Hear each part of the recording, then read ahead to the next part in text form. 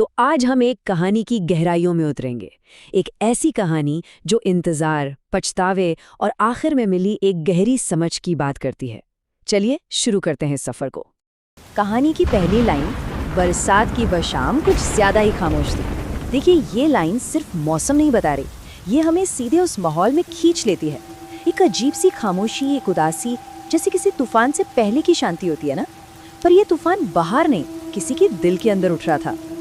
तो यहाँ पर हमारी मुलाकात होती है कहानी के मुख्य किरदार अद्वैत से। जरा सोचिए, एक रेलवे प्लेटफॉर्म, हाथ में एक पीली पड़ चुकी पुरानी सी चिट्ठी और दिल में एक ऐसा सवाल जिसका जवाब पिछले 15 सालों से, जी हाँ 15 सालों से उसे मिला नहीं है। अब इस एक लम्हे का जो बोझ है, उसे समझने के लिए हमें वक्त में पीछे जाना होगा, पूरे 15 साल पीछे, जहाँ से इस पूरी कहानी की शुरुआत हुई थी। तो अब हम पहुँच गए हैं एक छोटे से शहर में। यहाँ पे था अद्वैत, आँखों में बड़े बड़े सपने लिए एक लड़का, और थी मीरा, जिसकी हंसी आप कह सकते हैं किसी बंद कमरे में ताज़ी हवा के झोंके की तरह थी। और उनके रिश्ते की जो खूबसूरती थी ना, वो उसकी सादगी में थी। देखिए, मीरा को किताबें पसंद थी और अद्वैत को मीरा पसंद थी। बस कहानी इतनी ही थी और यही काफ़ी था।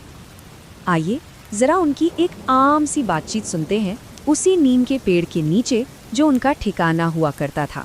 मीरा बड़े ही हल्के फुल्के अंदाज में पूछती है, तुम हर समय मुझे ही क्यों देखते रहते हो? और अद्वैत का जवाब बिल्कुल सीधा, बिना एक पल सोचे, एकदम दिल से आता है, क्योंकि तुम मेरी सबसे पसंदीदा कहानी हो। सच कहूँ तो यही एक लाइन उनकी पूरे रिश्ते को बयान कर देती है। लेकिन ज़िंदगी की कहानियाँ कहाँ सीधी सादी होती हैं, है ना? बहुत जल्द हालात बदलने लगते हैं और बाहरी दबाव उन्हें एक दूसरे से दूर खींचना शुरू कर देते हैं। तो हुआ ये कि एक तरफ थे घर के हालात, पिता की बीमारी, बढ़ती जिम्मेदारियाँ, और दूसरी तरफ बड़े शहर से आया एक बड़ा जॉब ऑफर। और इन सब के बीच अद्वैत को एक वादा भी करना पड़ा कि वो लौटेगा। पर इन सब ने मिलकर उसे एक ऐसे मोड़ पर ला खड़ा किया जहाँ से उसकी पूरी ज़िंदगी बदलने वाली थी। और यहाँ पर मीरा जो कहती है ना, वो बहुत बहुत गहरा है। वो कहती है, अगर जाना ज़रूरी है तो जाओ, पर खुद से भाग मत जाना। ये सिर्फ सलाह नहीं थी, ये एक तरह की चेतावनी थी, जिसका असली मतलब अद्वैत को समझने में खैर बहुत वक्त लग गया। और फिर बड़ा शहर अपनी भाग दौड़ के साथ अद्वैत पर हावी होने लगा।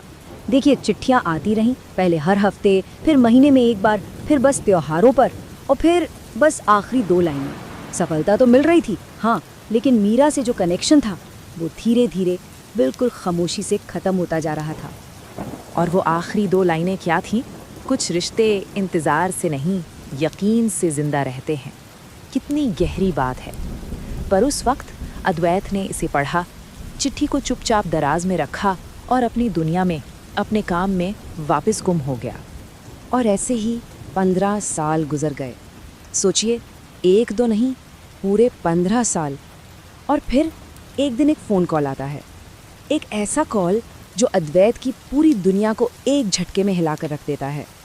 खबर थी मीरा की मौत की, और साथ ही ये पता चला कि मीरा ने एक आखिरी चिट्ठी छोड़ी थी।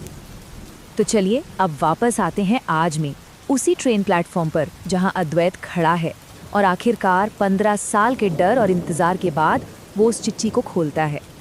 चिट्ठी में कोई गुस्सा नहीं था, कोई शिकायत नहीं, बस एक सवाल, एक ऐसा सवाल जो सीधा दिल में उतर जाए, क्या तुमने कभी सच में रुकने की कोशिश की?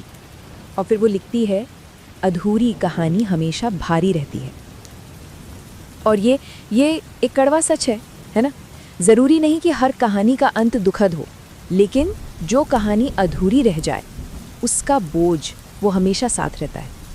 और शायद सबसे चुभने वाली बात मैं यही थी, बस ये 3 शब्द, और इन्हीं में पूरी कहानी का दर्द छिपा है। असल में मसला मीलों की दूरी का तो था ही नहीं, मसला था मौजूदगी का। मैं तो यहीं थी, और बस उसी एक पल में अद्वैत को सब कुछ शीशे की तरह साफ हो गया कि मीरा ही उसकी ज़िंदगी की सबसे असली, सबसे सच्ची कहानी थी, और उस कहानी को उसने खुद बीच रास्ते में छोड़ दिया था। अगले ही दिन अद्वैत वापस उसी पुराने कॉलेज पहुंचता है, उसी नीम के पेड़ के पास, जो उनकी कहानी का अकेला खामोश गवाह था। ये एक तरह से उसकी तीर्थ यात्रा थी, अपने अतीत की ओर। वहाँ वो एक चिट्ठी लिखता है, इस बार अपनी तरफ से, एक जवाब, एक तरह का कबूलनामा। और उसमें वो लिखता है, मीरा, मैं लौट आया हूँ, देर से सही पर सच में। और फिर उस चिट्ठी को वो उसी पेड़ के नीचे मिट्टी में दफना देता है, हमेशा के लिए। तो अद्वैत और मीरा की ये कहानी, ये सिर्फ एक प्रेम कहानी नहीं है, ये हमें एक बहुत ही ज़रूरी सबक सिखाती है, उन रिश्तों के बारे में जो हमारी ज़िंदगी को एक दिशा देते हैं, हमें बनाते हैं। और वो सबक क्या है कि कुछ रिश्ते शायद हमारे साथ ज़िंदगी भर नहीं चलते, पर वो हमें रास्ता ज़रूर दिखा जाते हैं। मीरा चली गई थी हाँ, लेकिन उसने अद्वैत को जीना सिखा दिया था, रुकना सिखा दिया था, महसूस करना सिखा दिया था। और जैसे ही उसने वो किया, पहली बार उसका दिल हल्का महसूस हुआ, जैसे कोई बहुत बड़ा बोझ उतर गया हो। हवा से जब पत्तों की सरसराहट हुई तो उसे लगा जैसे मीरा की आवाज़ कह रही हो, अब देर नहीं हुई है। और ये कहानी हमें यहीं एक सवाल के साथ छोड़ जाती है। हम सबकी ज़िंदगी में कोई ना कोई अधूरी कहानी होती है ना?